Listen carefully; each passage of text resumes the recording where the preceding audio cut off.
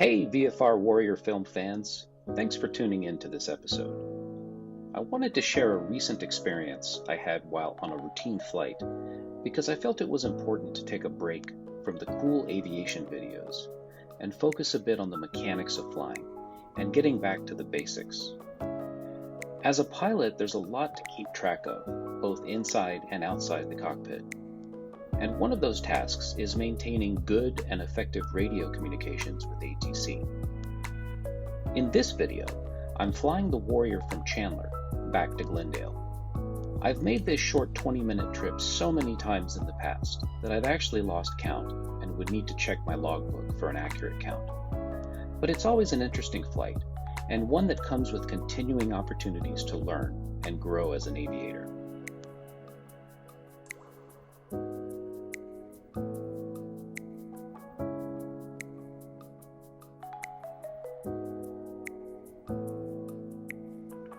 One of the most difficult things for any new pilot to learn is how to communicate effectively and efficiently on the radio.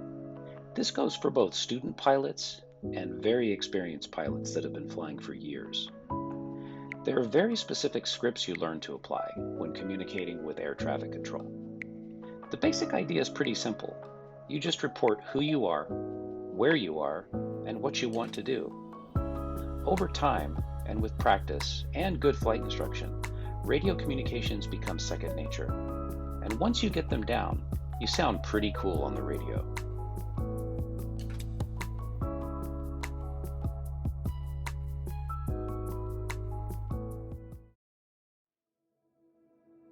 One example of a routine activity is to tune into the weather information at your destination airport and get the current ATIS information. ATIS stands for Automatic Terminal Information Service. It's basically a continuously broadcasted recording of the most recent meteorological conditions, or METAR. This broadcast also includes other important information, such as the current runways in use, available approaches, closed taxiways, and any NOTAMs, or notices to airmen, which provide any critical information on current airport conditions, obstacles, and/or other temporary activities that might be critical to landing or departing traffic. Glendale Tower, information Lima, time 1452 Zulu. Wind calm, temperature 21, dew point 1, altimeter 3000. Expect visual approach. Runway 1 is in use. Advisories, loop tower and approach control are closed. Hazardous weather information for Arizona is available on flight service frequencies. Advise on initial contact you have information Lima. So where am I going with all of this? Well, when you're flying into a towered airport, it's nearly always required that you report the current ATIS code to the tower controller on your first call-in. This helps to reduce the controller's workload and relieves frequency congestion on the radio. It's also important to point out here that only one person can talk at a time. Yep, that's right. So when you're talking on the tower frequency, everyone else has to wait. So it's even more important to be prepared and brief in your communications, especially in a high traffic density environment. This means you only need to say what is absolutely necessary and limit any extraneous conversation or chatter.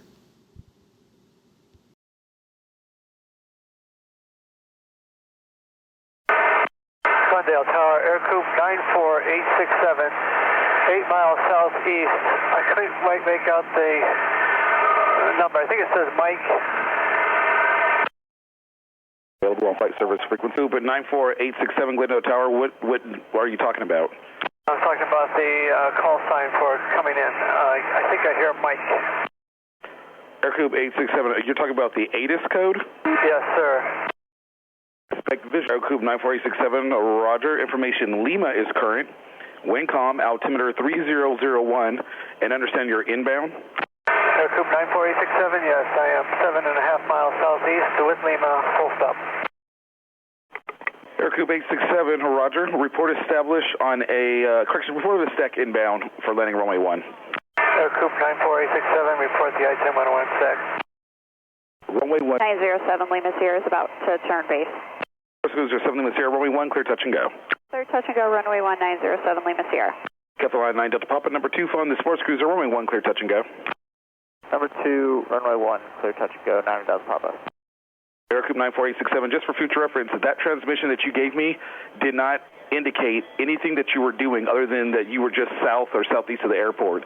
You didn't say that you were inbound, and you surely didn't state anything about an ATIS code, just for future reference. Wow.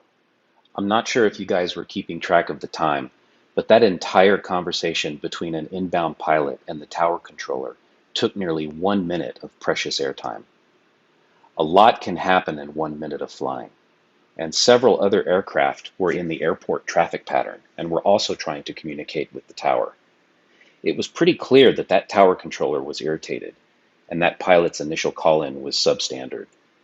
And I was pleased that he actually took some additional precious airtime to inform and educate the pilot going forward. After that exchange, I certainly wanted to be as brief yet accurate as possible on my initial call-in to the tower controller. Let's see how I did. Glendale Tower, Cherokee 41-359er over Phoenix International Raceway, information Lima inbound, full stop. Cherokee 41349er Glendale Tower, make straight in runway 1, report crossing I-10 inbound. Straight in, runway 1, will report crossing I-10 inbound, Cherokee 41359er. Correction, Cherokee 41359er, roger. Cool. That entire exchange took less than 25 seconds. I simply told the tower controller who I was, where I was, that I was inbound with information Lima, and was requesting a full stop landing.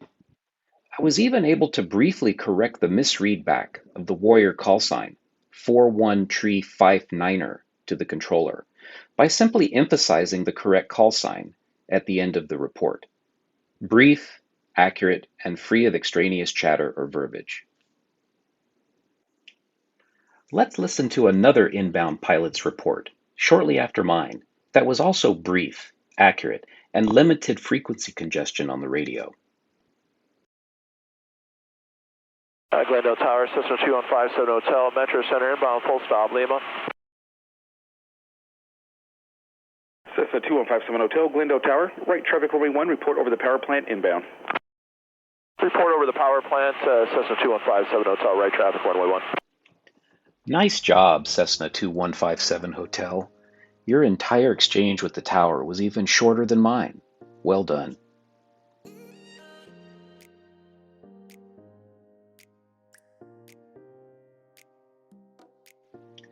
I guess my initial call-in to the tower after the previous lengthy exchange got me some kudos with the controller. Here's what happened next. Cherokee 359er, if you could pick up your speed, I'll make you number 1 to the runway. Roger, increasing speed 359er. Well, there you go. I just got bumped to the front of the line, and all it took was being prepared and professional on the radio, and making the controller's job a little bit easier. Thanks, Glendale Tower, for the pole position landing clearance. You guys are awesome. Glendale Tower, Cherokee 41359er is crossing I-10 inbound for runway 1. Cherokee 359, runway 1, clear to land. Clear to land, runway 1, Cherokee 359er.